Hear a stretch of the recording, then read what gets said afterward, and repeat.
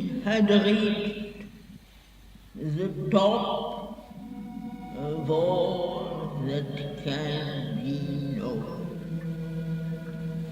All flow immeasurably to one sea. All living forms became its atom whole, a panacea that harmonized all life, held now existence in its vast control. A portion of that majesty he was made. At will he lived in the unoblivious race.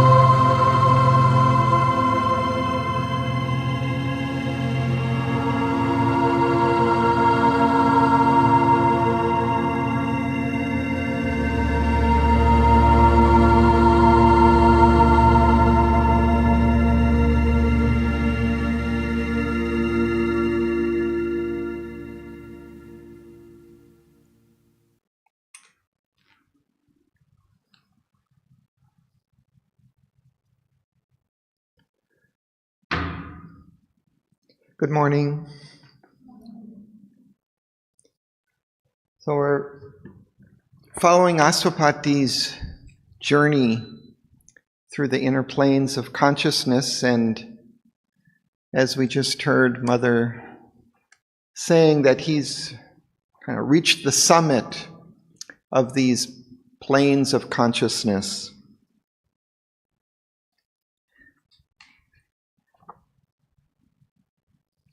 So we're in the kingdoms of the greater knowledge. So these are the heights of the spiritual consciousness, perhaps on the borders of the supermind. We're on page 300. I wasn't sure exactly the line, but I think we've come to the middle of the page, just where it says he had reached the top of all that can be known. Last time, towards the end of the class, we were reading, I think, the previous passage. And there was a reference there to just a few lines above that.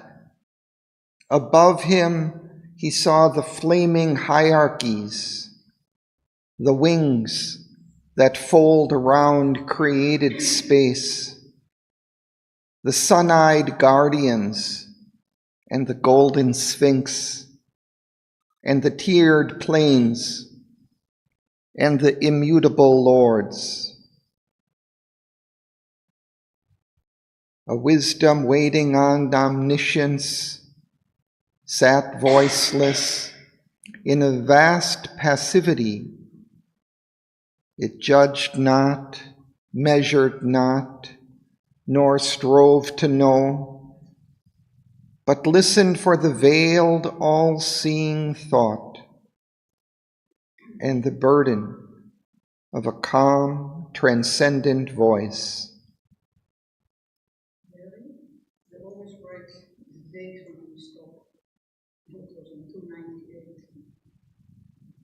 Oh.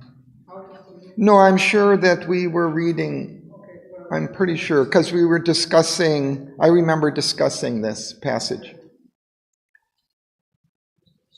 And I was saying that it was difficult to comment on it because, especially here, it becomes very mystical, where he speaks of this Sphinx and the sun-eyed guardians. And so I was unable to say too much about it, but I was looking just before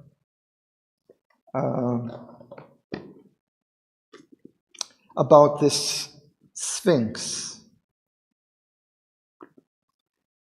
And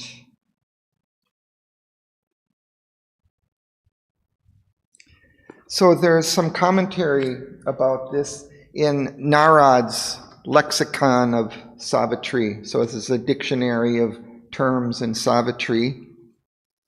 And he has a fairly lengthy one with some quotes from Sri Aurobindo about this.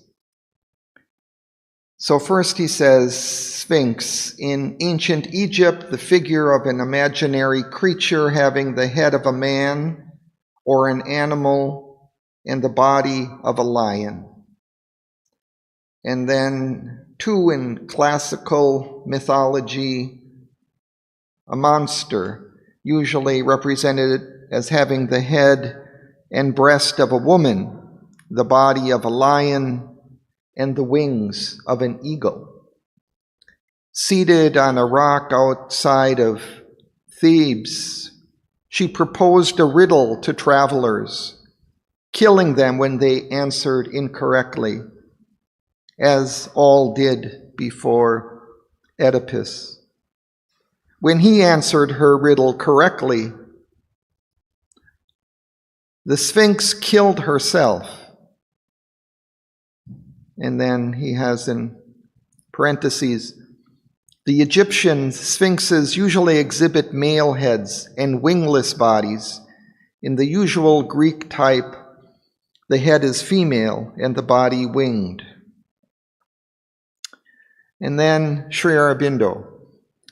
The Sphinx is a symbol of the eternal quest that can only be answered by the secret knowledge. That's from Letters on Yoga. And then here's another quote. To become ourselves by exceeding ourselves, so we may turn the inspired phrases of a half-blind seer who knew not the self of which he spoke, is the difficult and dangerous necessity. The cross, surmounted by an invisible crown which is imposed on us, the riddle of the true nature of his being, proposed to man by the dark sphinx of the unconscious below and from within, and above by the luminous veiled sphinx of the infinite consciousness and eternal wisdom, confronting him as an inscrutable divine Maya.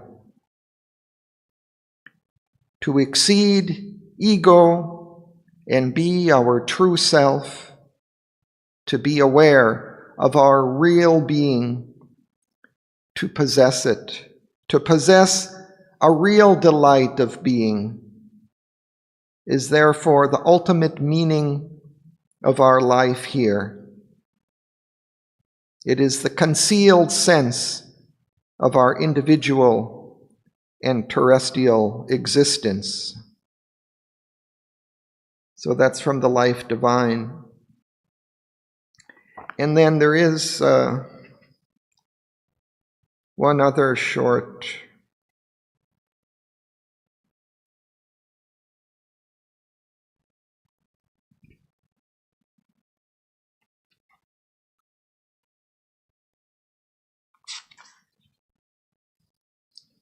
about the golden sphinx. So here he's referring to the golden sphinx. Sri Aurobindo, the luminous veiled sphinx of the infinite consciousness and eternal wisdom.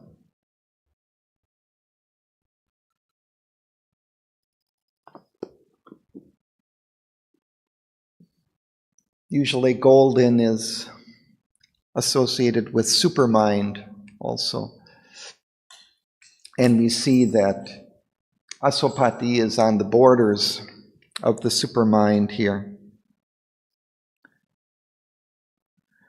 So let us continue reading.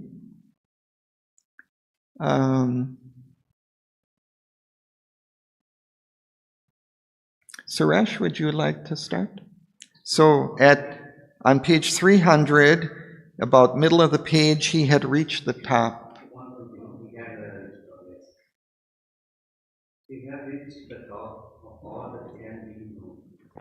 The sight, surface, vision, head and place. The place that triple heavens revealed their sons, the obscure abyss exposed its monstrous rule. All but the ultimate mystery was veiled. Almost the unknowable disclosed its rim. The self infinities began to emerge. The hidden universe prayed to him. Eternities called to eternities, sending the speechless message still remote. Arisen from the marvel of the depths and burning from the subconscious height and sweeping in great horizontal trees, a million energies joined and were the one. all followed, immeasurable to one sea. All living forms become its autumn homes, of energy that harmonized for life, held no existence in its vast control, a portion of that majesty he was made, at will he lived in the unbelieved ray. Thank you. So we'll just pause for a couple minutes to read that to yourselves silently.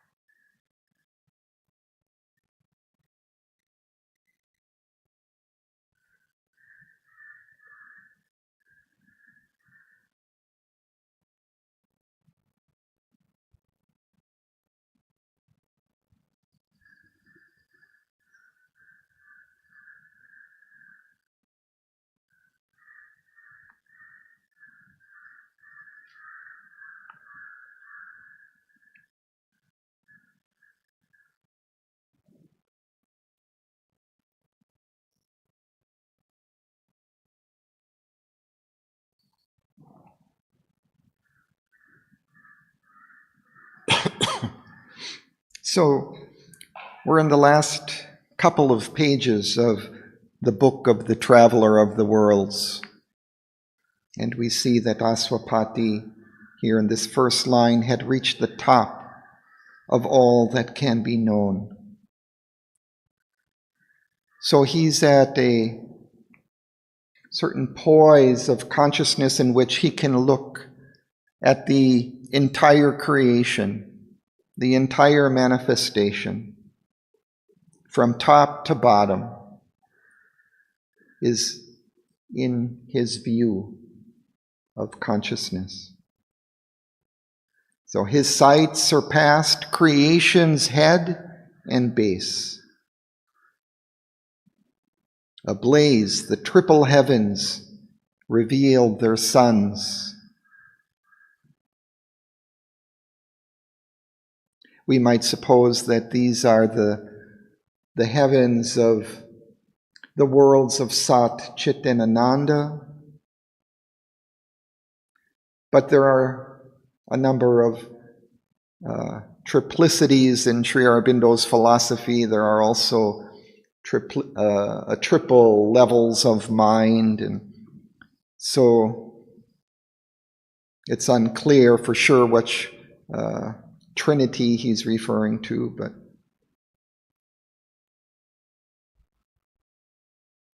and below, the obscure abyss exposed its monstrous rule.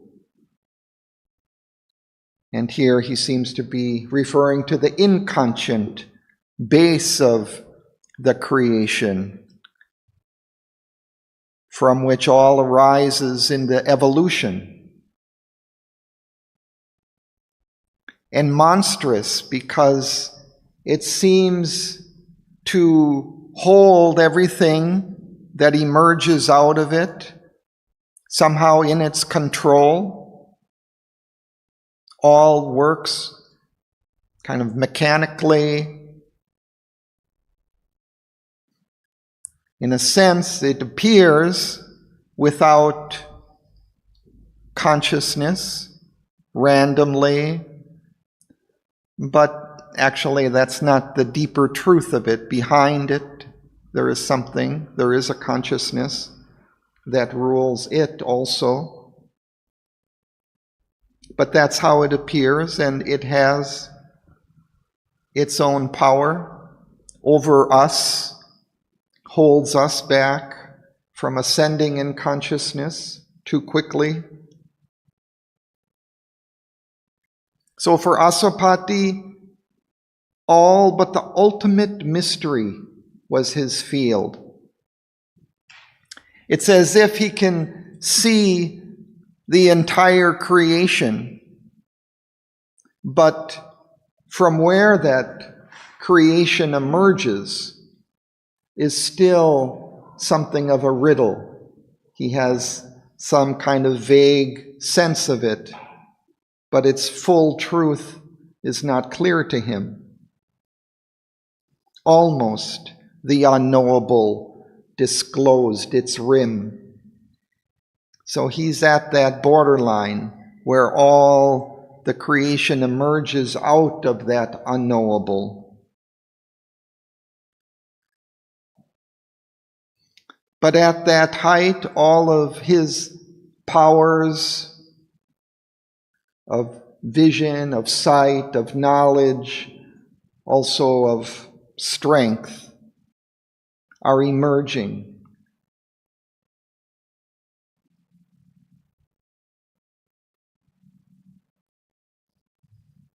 And the universe around, of which he's aware, the hidden universes cried to him. Eternities called to eternities, sending their speechless message, still remote. He hears the call of things in all of the universes. He's connected with them in his cosmic consciousness.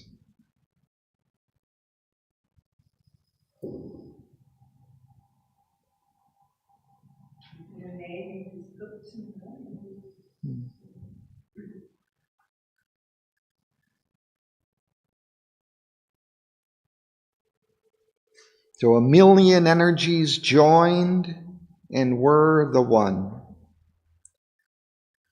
He sees the oneness underlying all the forces in the universe, in nature, in the creation. All flowed immeasurably to one sea. They issue out of that one and they return into the one. All living forms became its atom homes. All the forms within the universe were housing that one being. And then he says, a panergy harmonized all life. And we have a quote from Sri Aurobindo about it. The panergy suggested is a self-existent total power which may carry the cosmic energies in it and is their cause, but is not constituted by them. So it's a self-existent total power which carries all the forces of the universe, but is not constituted by them. It's not limited by them. It's beyond them. And it holds them here, as we see in its harmonies. It harmonizes all these energies.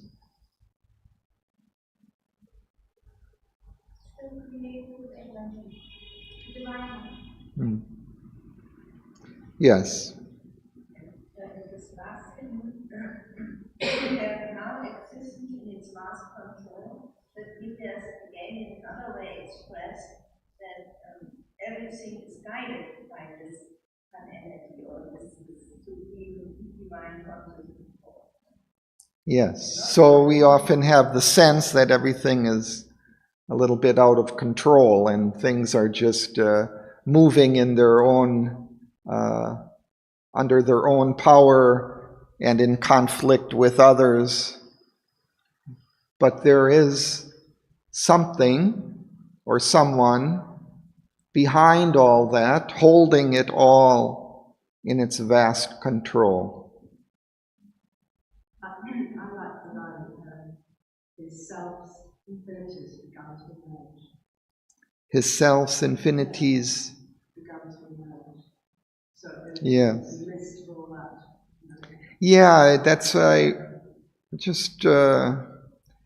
I think all of his powers, all of his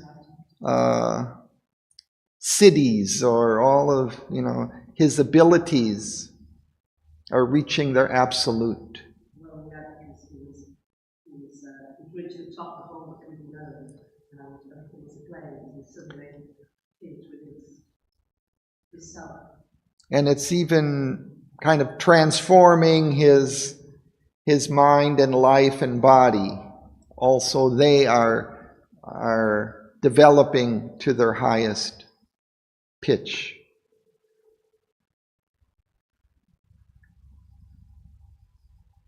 So he's in some kind of oneness with this.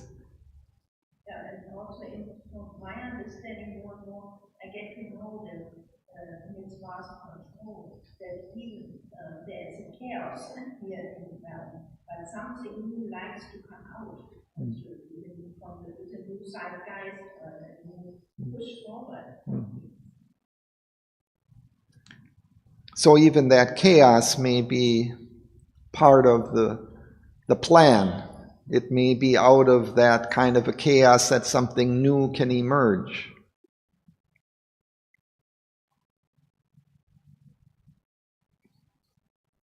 So Aswapati lives in this unoblivious ray, this absolute awareness.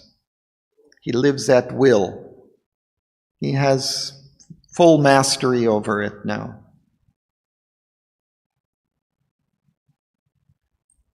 So let's continue, Rudy.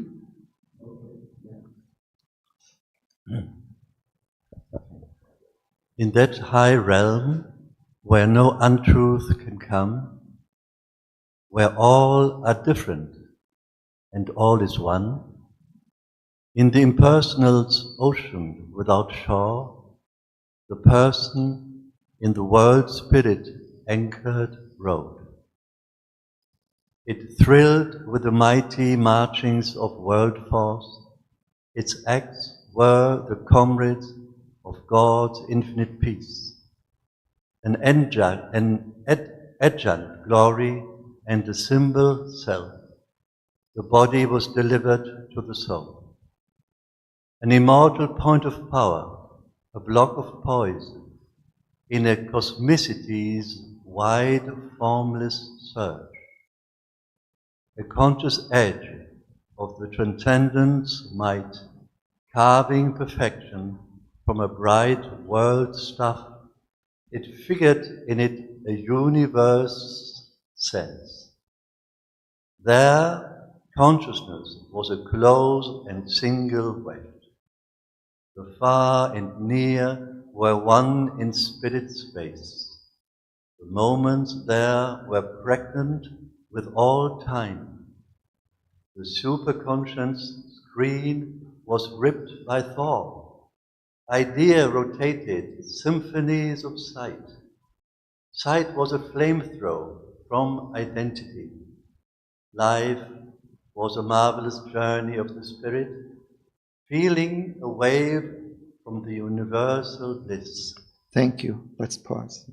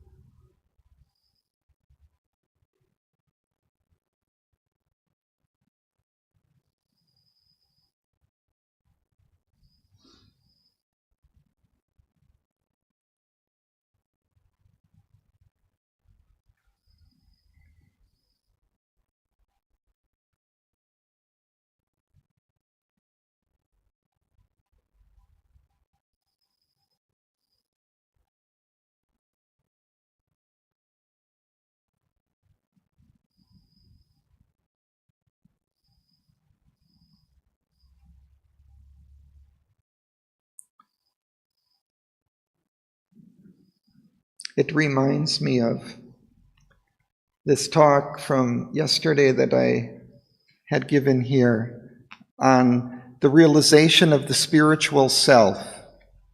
And there were two aspects of it.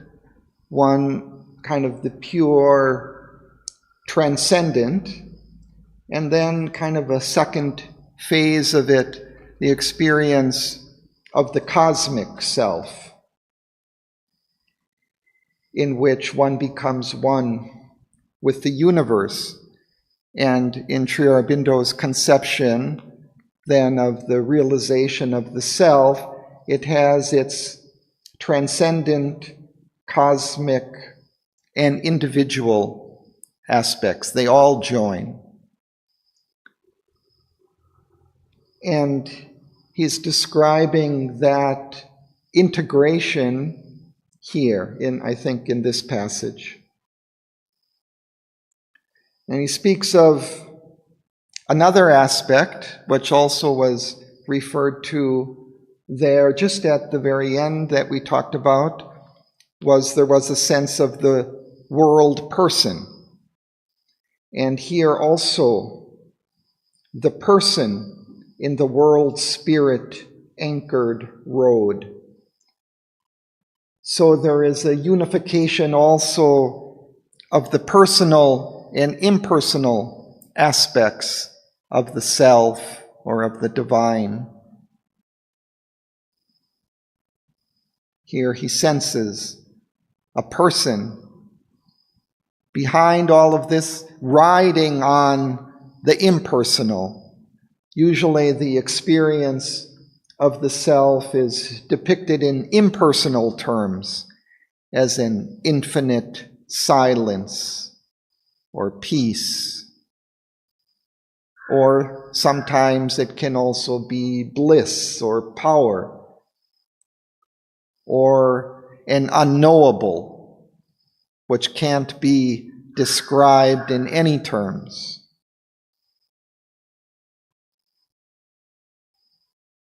But here we see a unification of this personal and impersonal aspects.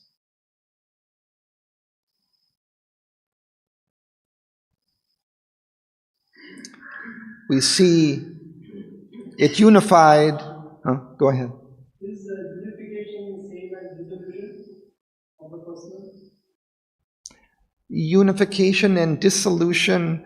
Dissolution. Yeah, dissolution implies a kind of abolishing of.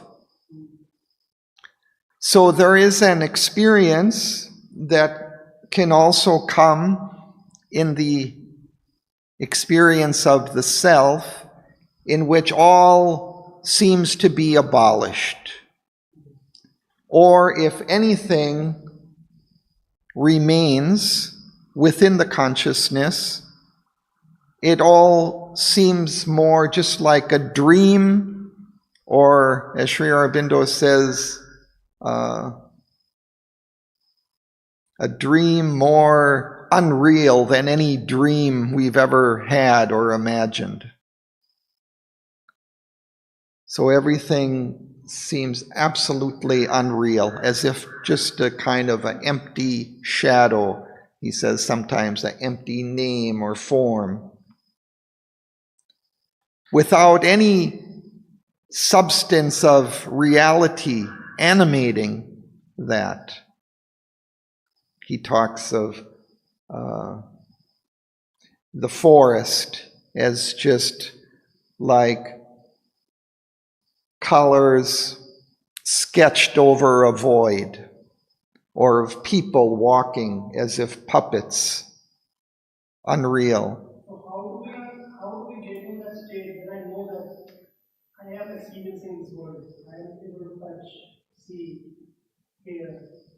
Everything is so perceptible and real. It appears real, like you said. The Auroville was saying that. And it appears real, but it is not real. So how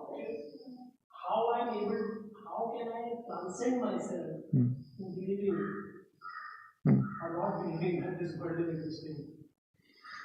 So when we get the talk up on YouTube, then you listen. There's a couple of long passages I read to describe that. Maybe I'll try to say it in a few sentences. Sri Aurobindo talks of two different movements or components to that effort.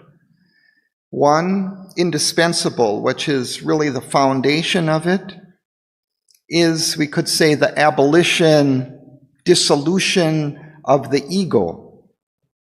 So our ego sense is what gives us a sense of being a definable person, separate from everything else, distinct. That has to be abolished. So that's the indispensable condition. And we can discourage that ego. And Sri Aurobindo talks about going beyond egoism as even kind of a first step in development and moving towards even a mundane ideal, that we discourage egoism and then we can command a greater life, a greater existence, a greater joy and happiness. If we always are kind of pulling everything in to our own limited self through desire or grasping, we become small. And Sri Aurobindo says there's, or I think the Upanishad says, there's no happiness in smallness. So it's as we expand, whether, just on a mundane level, having sympathy, understanding for others around, giving ourselves to others, our range increases. But for this spiritual realization, Sri Aurobindo says what's needed is the abolition of the ego sense itself. Not just egoism, but the whole sense of being a separate person. And the other aspect to the discipline is to concentrate on the oneness, on the spirit, which permeates all of existence. And he gives a kind of an image for us to meditate on, to concentrate on, and that is of an all-encompassing ether in which all exists. So this is the positive motion of our discipline, to concentrate on this ether, not a physical ether, he says, but an ether of pure being, pure consciousness, pure delight. As if all exists within that, and that also permeates all that exists. So this is the next aspect. So there is that transcendent aspect in which all is kind of living, existing within that ether. And the experience can be so first he talks of a mental experience of that, which can deepen into a spiritual experience. And he speaks of it developing over time, becoming more and more frequent, at first intermittent, and then gradually settling into the very substance of our being. Then it's becoming a spiritual experience as opposed to a mental image or reflection of that experience. But that can be a first stage towards it. I think that is what is written in Life Divine, the delight.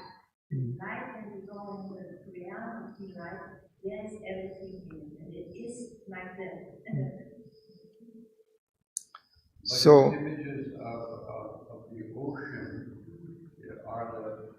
seem to always be basic to getting that understanding, and then the energy joins in the ocean, a million energies. They join in the ocean, and then we get to the impersonal ocean has no shore. Then the person is there in that. So then you can, if you need this kind of reinforcement, use quantum physics, where the wave and the particle are one, but it depends on where we're perceiving it from. So then that dynamic is so, I think, useful to understand what he is talking about. Now, how do we do both at the same time? And the impersonal without shore, the oceans without shore, but the person in contrast to the impersonal is anchored, anchored. right. Yeah, and then over the next few lines, and then it becomes the body was delivered to the soul, and that's what the passage refers. And we surrender. It strikes me as Then it's immortal, so then you get into the immortal point of power. Yeah, here he's speaking of the body. Yes. So this is that individual aspect that also becomes united with this impersonal experience of infinite being or infinite consciousness.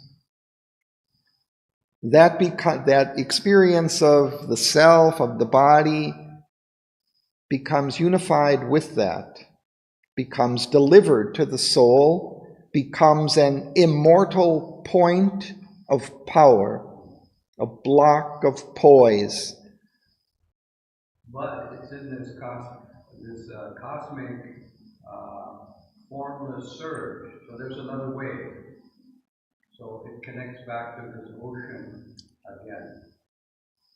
So to keep reinforcing the metaphor to the point where it becomes obvious. Mm-hmm. And again, the individual here becomes a conscious edge of the transcendence might.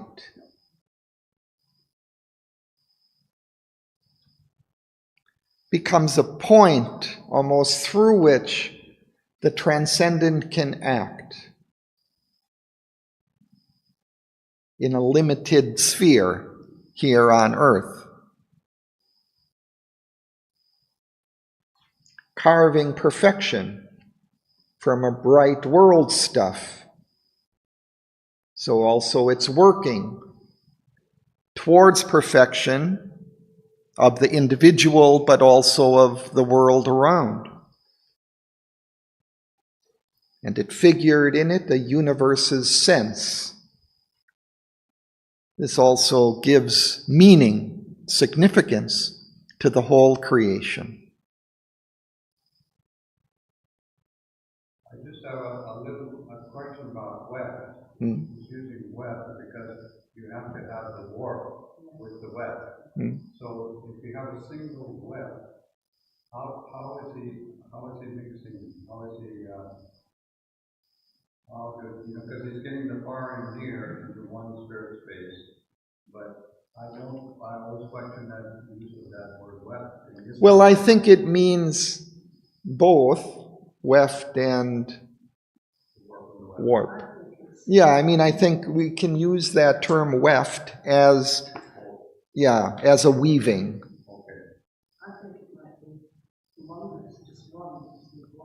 Everything is integrated, is what it suggests to me. The far and near become in his consciousness united. Just like, we have some vague parallel to that in which we can imagine something far, or we can see on our television screen what's happening in Gaza or whatever. These distance to the consciousness can be abolished. Here it doesn't need the instrumentation of a television, but automatically it can see or know whether something is far away or near. It knows it.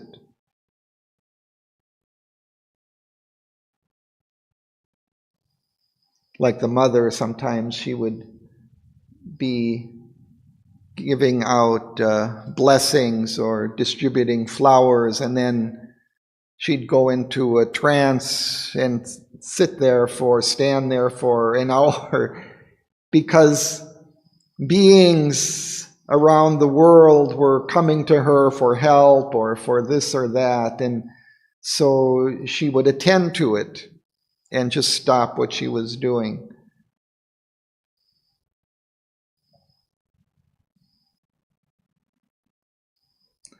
But here he's especially speaking of distance, time, and space. Also the moments were pregnant with all time. So even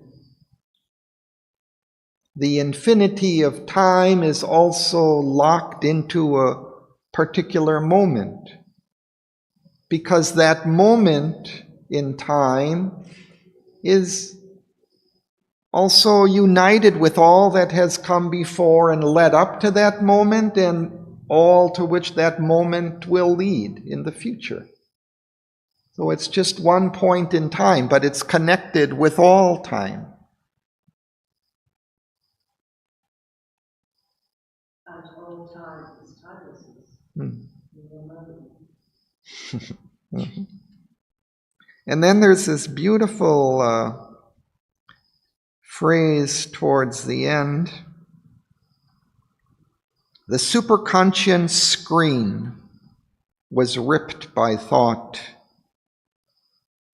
So it's as if thought is tearing into the superconscious. And idea rotated symphonies of sight. So he's connecting thought, idea, with vision. And sight was a flamethrower from identity. So sight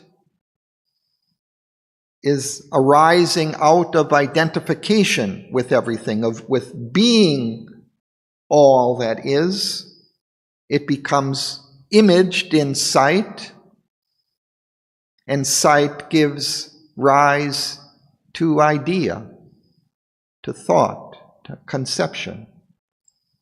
These are all united also. And all life was a marvelous journey of the Spirit, in feeling a wave from the universal bliss. So all life, all feeling also are united with their universal aspect, their individual waves or movements from that universal life, from that universal bliss. And that is in the realm of delight. Is it?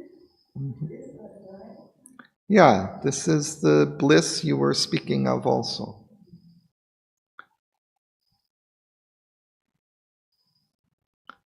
So we'll continue, Debussy.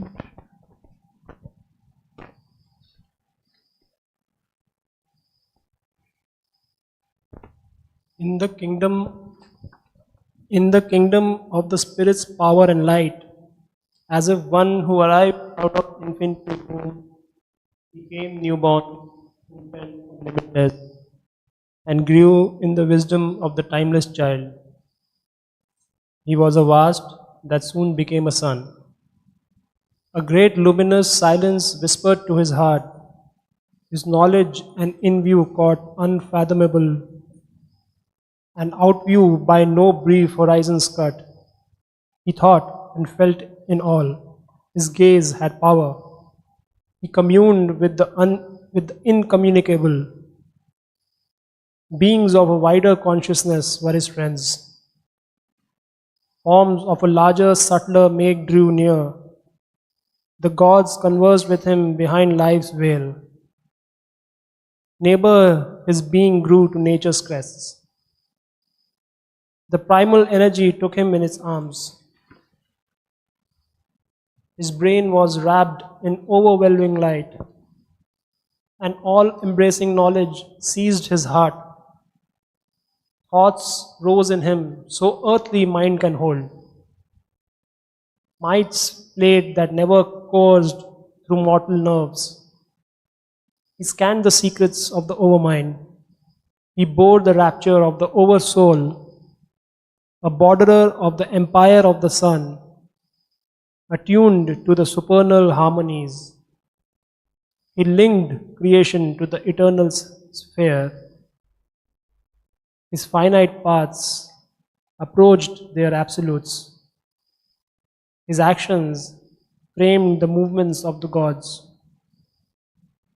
His will took up the reins of cosmic force. Thank you.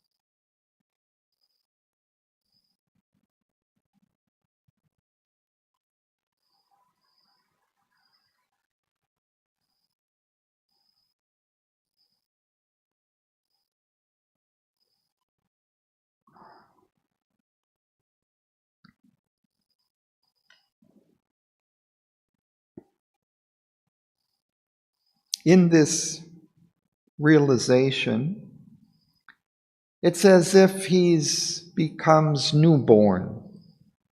That's about the best I can make of this. Yeah, beautiful description of infinite birth. We speak of spiritual birth.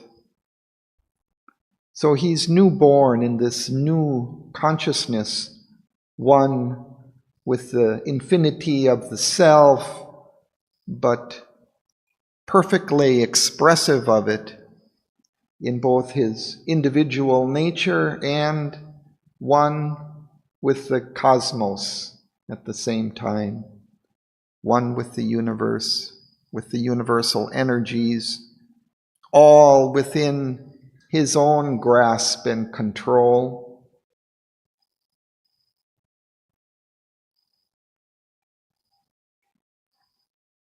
Then can you play this timeless child? This child is a big character. she Auroville sometimes refers to it. Is the intention behind that evolution goes always forward. This is her child. Well, like I say, he is reborn in a sense. He becomes a new person in this consciousness, in this realization. It's no longer, being like a human being. He is now something else, really. He's one with the universe. He's riding, on the impersonal vast, conscious of that. He's aware of the universal energies flowing into him and he flowing into that universe. I think when the mother reached this high level, it is also the child was born, so expressed similar. So, how you say, how then she Auroville, this great realization and the mother, get named the timeless child. So that would be my question. Mother has told that Krishna is always represented as a child, and it's called because it's always an eternal play. Eternal play. Play. An eternal play, so it's always in delight. So always the cycle dreaming, the power behind there, always called the child of the mother, all the gods, the divine child. Because the unfolding creation is for the delight of that. Otherwise, there's no need or significance. It's just the delight of creation that it is here. So, in that sense, this born is the golden child. Born is the golden child. Birth is the golden child. But then we get into, so he's approaching the supramental here. So I don't he's already connected to the overmind, he's connected to all these things. So he's beyond the normal brain, and things are happening in his nerves that never happened in anybody's nerves. All of those physical and psychological things have now taken place.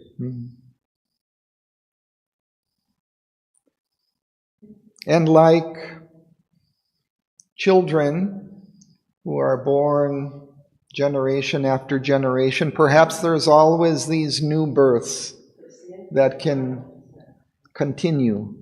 Always a higher realization that can be had, which remakes us, remakes our life.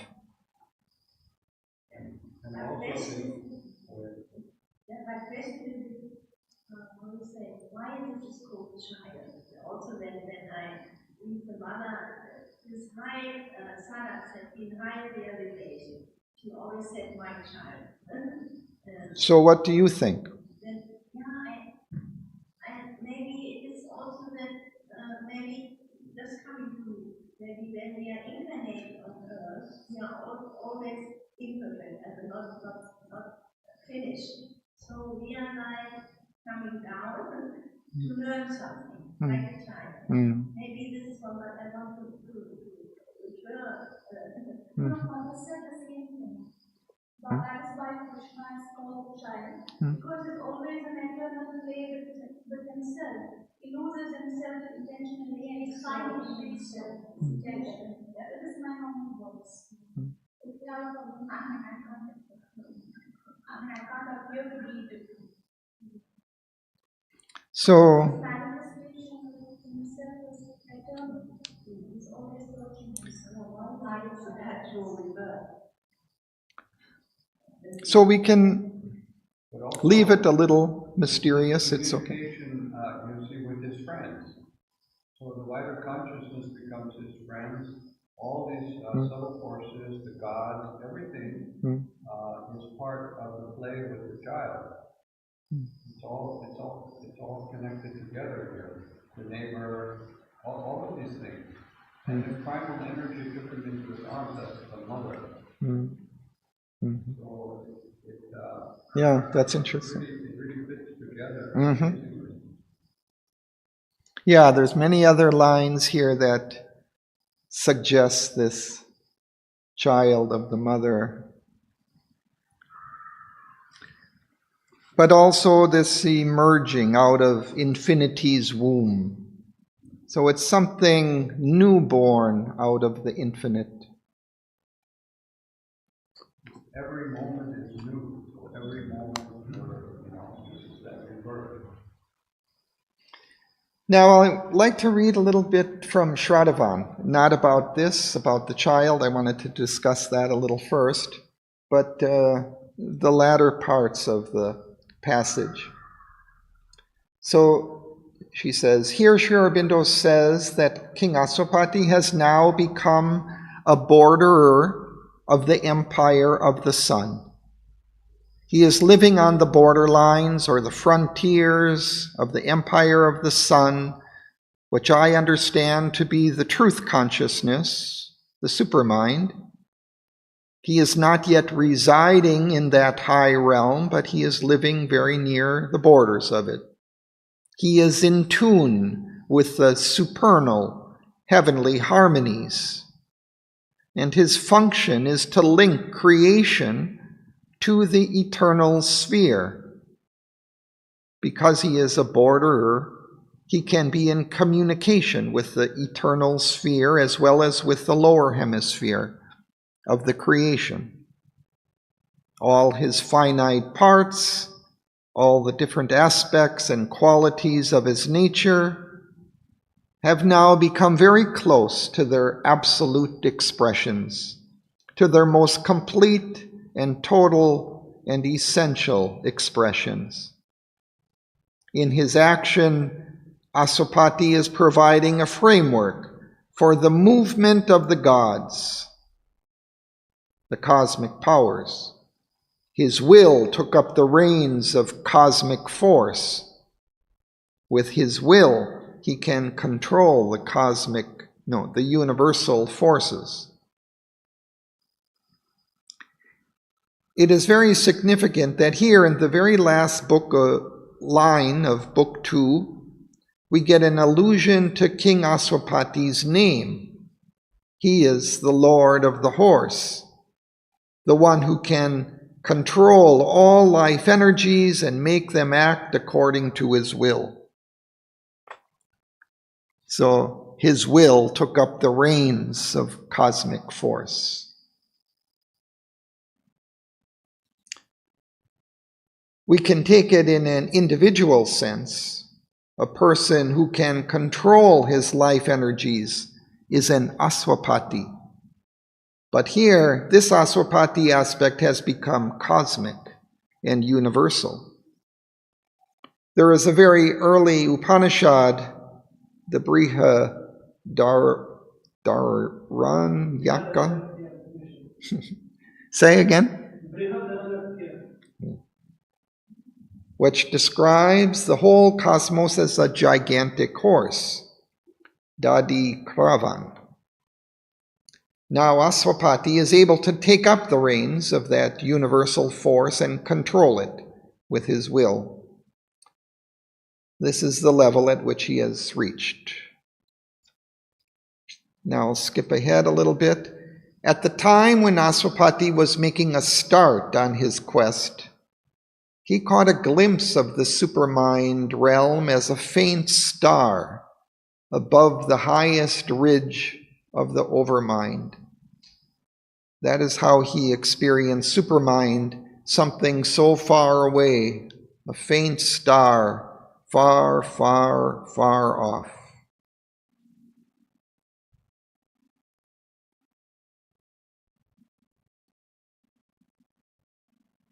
As a result, it was only in the late 1930s. Well, here I should just say,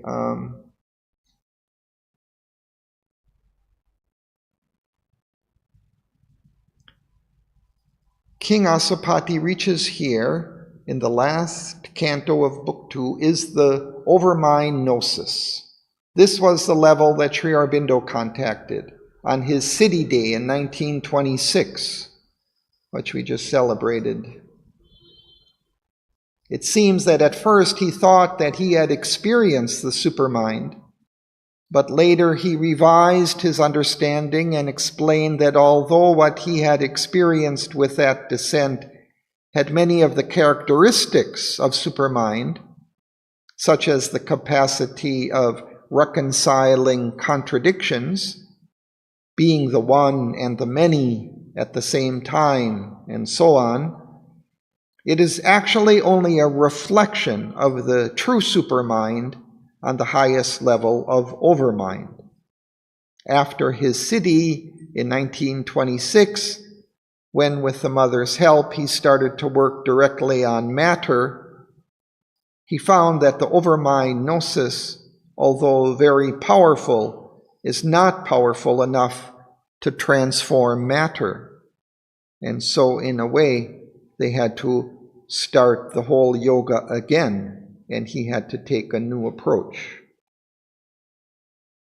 And then, as a result, it was only in the late 1930s that Sri Aurobindo wrote to Narodbaran, "I've caught the tail of the supermind and am pulling it down by tail twists." The mother has told us that already then, in the 1930s, she saw the supermind penetrating and flooding his body, but that he was not able to fix it here in matter. That became a possibility only after February 29, 1956. This is my personal interpretation of the kingdoms of the greater knowledge. I may be challenged. I cannot say that I am 100% sure about any of this, but this is my current understanding. Asapati has reached the top of all that can be known. He has reached the borders of the empire of the sun. He is able to control the cosmic force.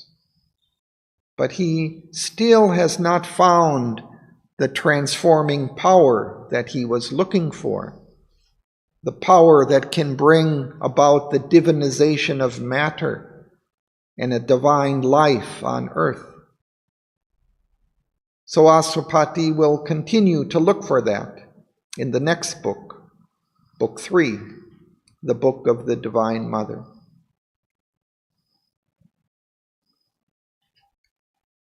Thanks to Sri Aurobindo, she ends.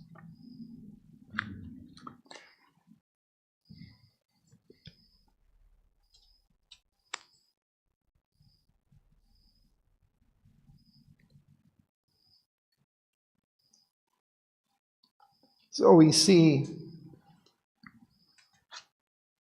he's become a child, newborn in this consciousness, but perhaps still another child will be born after this yet, the golden child.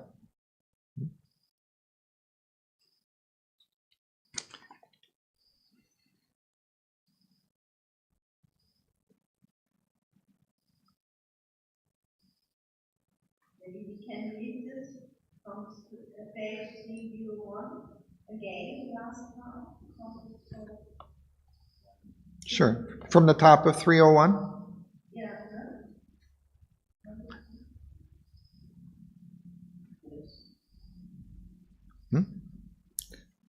Who should read? Shall I? Okay.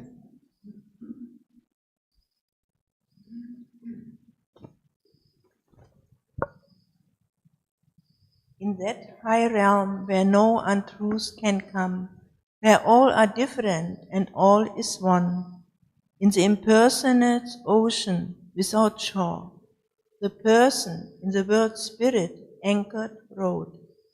It thrilled with the mighty marchings of world force. Its acts were the comrades of the God's infinite peace, an adjunct glory and a symbol self. The body was delivered to the soul, an immortal point of power, a block of poise, in a cosmicity wide formless search, the conscious edge of the transcendence might, carving perfection from a bright world stuff. It figured in it a universal sense. There consciousness was a close and single web. The far and near were one in spirit space. The moments there were pregnant with all time.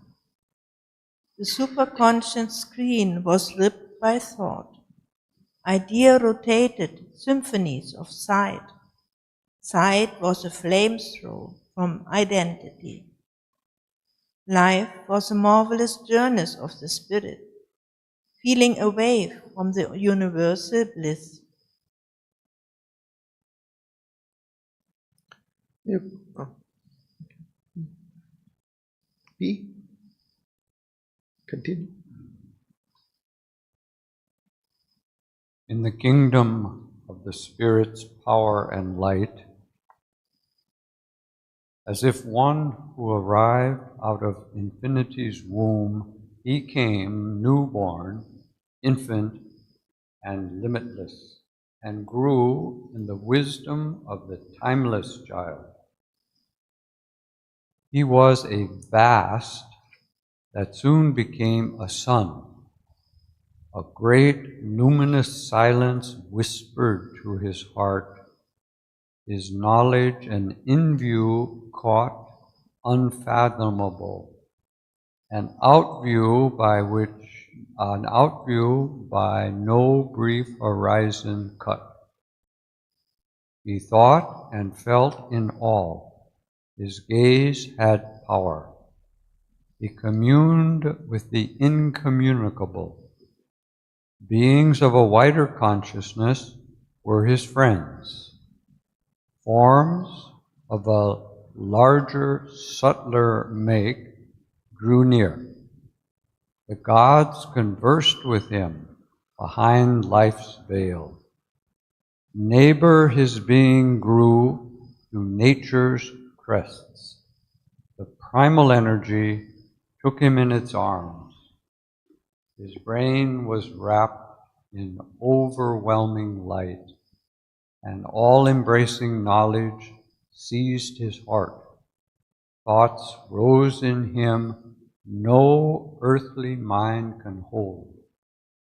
Mights played that never coursed through mortal nerves. He scanned the secrets of the overmind. He bore the rapture of the oversoul, a border of the empire of the sun. Attuned to the supernal harmonies, he linked creation to the eternal sphere. His finite parts approached their absolutes. His actions framed the movements of the gods. His will took up the reins of cosmic force.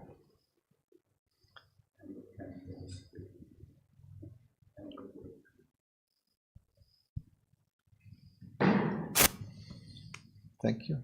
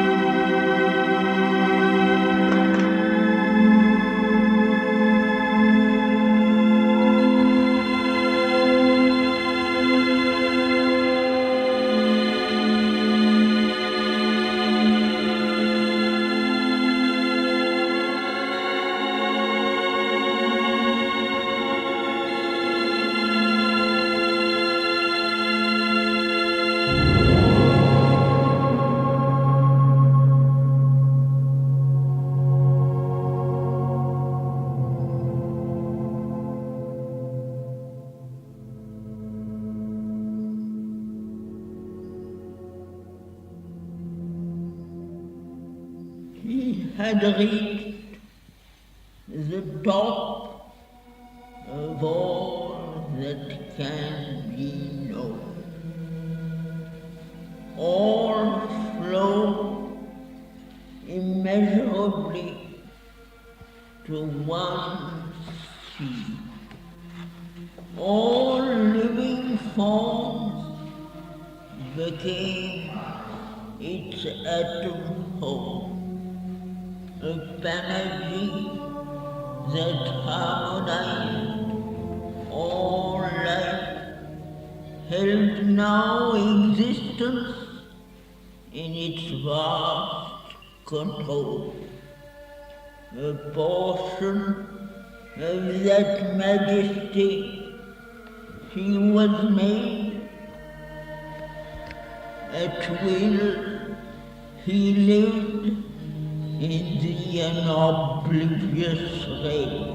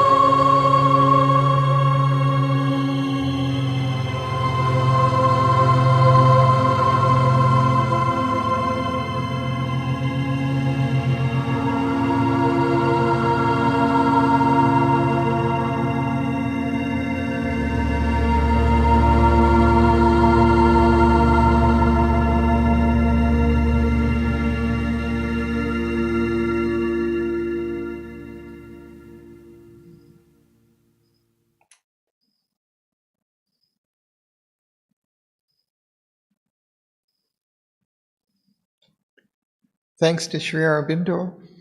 Thanks to all of you for partaking of Sri Aurobindo's gift and labor of love.